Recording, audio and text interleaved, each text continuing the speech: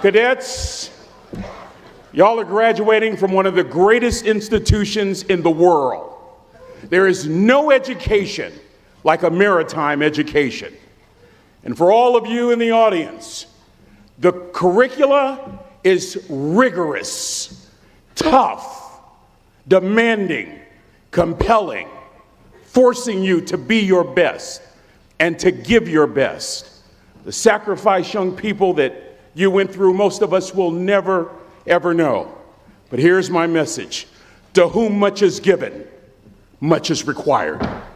You have been blessed, invested in by this great faculty. You won't ever receive the kind of knowledge that you've received during your time here. But I wish that you would couple that knowledge with something else. Wisdom. Wisdom from a mother. Wisdom from a father, a grandmother, a grandfather, an uncle, an aunt, a friend, a favorite professor. Wisdom from somewhere. That combination will keep you centered regardless of the turbulence of the sea. That combination will keep you well grounded regardless of the ups and downs of life. That combination will cause you to make an impact, to grow your influence. I learned how to make an impact from the wisest person I ever met in my life, a third grade dropout. That third grade dropout, the wisest person I ever met in my life, who taught me to combine knowledge and wisdom to make an impact, was my father. My father gets a job as a cook, a simple cook. Wisest man I ever met in my life. Just a simple cook at some school called California Maritime Academy. You have no idea how thrilled I am to be here. This is so emotional. This may be my favorite speech of all time because y'all are my family. I can't wait to take a picture with you. I grew up on this campus. I was born and reared here, lived at 1141 Louisiana Street, Vallejo, California, 94590. My daddy used to work in something called the galley, the mess hall. Now it's the dining center. And it's a nice one. My father, wisest man I ever met in my life, left school in the third grade to help out on the family farm, but just because he left school doesn't mean his education stopped. Mark Twain once said, "I've never allowed my schooling to get in the way of my education." My father taught himself how to read, taught himself how to write. He literally challenged himself to be the best that he could all the days of his life. I have 4 degrees. My brother is a judge. We're not the smartest ones in our family. It's a third grade dropout daddy. A third grade dropout daddy who was quoting Michelangelo when he was a cook at Cal Maritime, saying to us, "Boys, I won't have a problem if you aim high and miss, but I'm going to have a real issue if you aim low and hit." A country mother quoting Henry Ford, saying, "If you think you can or if you think you can't, you're right."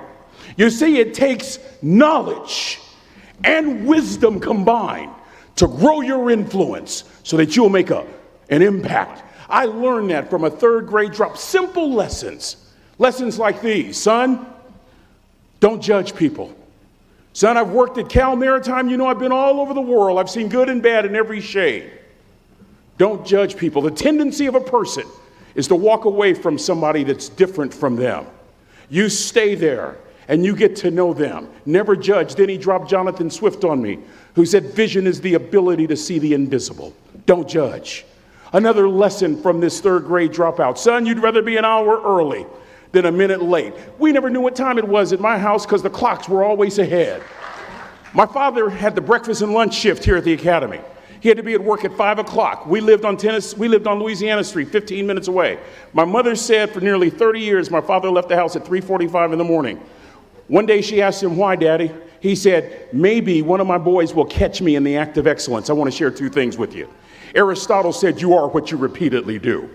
Therefore, excellence ought to be a habit, not an act. Don't ever forget that. The other thing I want to share with you is Harvard Business Review, September 2004. The article is titled "Deep Smarts." Here's the thesis. Lecturing What our universities are based upon is the worst kind of teaching method, usually. Present company excluded.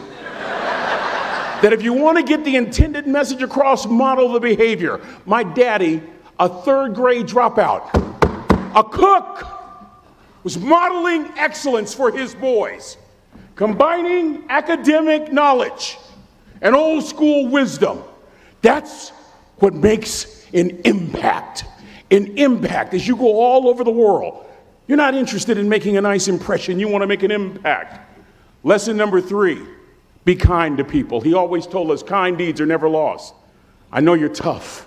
I know you're seaworthy, but always remember to be kind. Always. Don't ever forget that. Never embarrass mama. Yeah. If mama ain't happy, ain't nobody happy. If daddy ain't happy, don't nobody care. But you know, I'm trying to tell you. Next lesson. Lesson from a cook over there in the galley. Son, make sure your servant's towel is bigger than your ego. I want to remind you, cadets, of something as you graduate. Ego is the anesthesia that deadens the pain of stupidity. Pride is the burden of a foolish person. John Wooden coached basketball at UCLA for a living, but his calling was to impact people. And with all those national championships, guess what he was found doing in the middle of the week? Going into the cupboard, grabbing a broom, and sweeping his own gym floor. You want to make an impact? Find your broom. Every day of your life, you find your broom. You grow your influence that way. That way you're attracting people so that you can impact them. Final lesson. Son, if you're going to do a job, do it right. I'm thinking about a little boy in Los Angeles. All he wants to do is play Little League Baseball. His mother can't even afford to buy him a glove. And he eventually plays Little League, and he's really good. And he's so good he gets a scholarship to Cal Poly San Luis Obispo. And he's so good he gets drafted by the San Diego Padres. And he's so good he helps the St. Louis Cardinals win a World Series. And 12 years ago, when Ozzie Smith walked into the Hall of Fame, he said during his induction speech, and in part I quote word for word, he said, I've always been told how average I can be. Always been criticized about being average. But I want to tell you something. I stand here before you, before all of these people, not listening to those words, but telling myself every single day to shoot for the stars, to be the best that I can be. Good enough isn't good enough if it can be better. And better isn't good enough if it can be best. Let me close with a very personal story that I think will bring all this into focus. Wisdom will come to you in the unlikeliest of sources, a lot of times through failure. When you hit rock bottom, remember this. While you're struggling, rock bottom can also be a great foundation on which to build and on which to grow. I'm not worried that you'll be successful. I'm worried that you won't fail from time to time. The person that gets up off the canvas and keeps growing, that's the person that will continue to grow their influence. Back in the 70s, to help me make this point, let me introduce you to someone. I met the finest woman I'd ever met in my life. We get married, we have a few children, our lives are great. One day, Trina finds a lump in her left breast. Breast cancer. 6 years after that diagnosis, me and my 2 little boys walked up to Mommy's casket. And for 2 years, my heart didn't beat. If it wasn't for my faith in God, I wouldn't be standing here today. If it wasn't for those 2 little boys, there would have been no reason for which to go on. I was completely lost. That was rock bottom. You know what sustained me? The wisdom of a 3rd grade dropout. The wisdom of a simple cook from California Maritime Academy. We're at the casket in College Station, Texas. I'd never seen my dad cry, but this time I saw my dad cry. That was his daughter. Trina was his daughter, not his daughter-in-law. And I'm right behind my father, about to see her for the last time on this earth. And my father shared 3 words with me that changed my life right there at the casket. It would be the last lesson he would ever teach me. He said, son, just stand. Let me take you back to 2 days before Trina died. No hair because of chemotherapy, cadets. A tummy pooched out because of a liver no longer working. She weighed about 75 pounds. I'm in the kitchen so I can keep an eye on her in the family room. She's surrounded by pillows. Our then youngest son, Andrew, walks up with a shirt that he wants mommy to fold. And this is what I hear from Trina. Andrew, mama, not always gonna be there to help you. She was saying goodbye. And I was so moved, I waited for Andrew to leave and I walked over and I sat next to her on the couch. And as clearly as I'm talking to you today, these were some of her last words to me. She looked me in the eye and she said, it doesn't matter to me any longer how long I live. What matters to me most is how I live. To ask y'all one question, a question that I was asked all my life by a third grade dropout. How you living? How you living?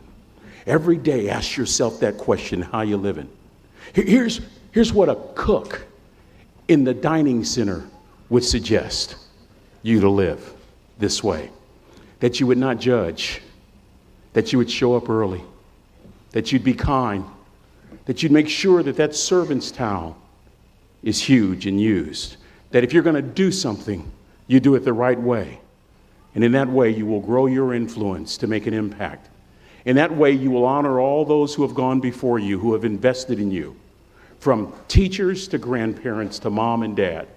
And when you combine that academic knowledge with that wisdom, oh my goodness, you will change the world. So to the class of 2017, it is with great honor that I say all your life, look in those unlikeliest places for wisdom. Enhance your life every day by seeking that wisdom and asking yourself every night, how am I living? May God richly bless y'all. Thank you for having me here.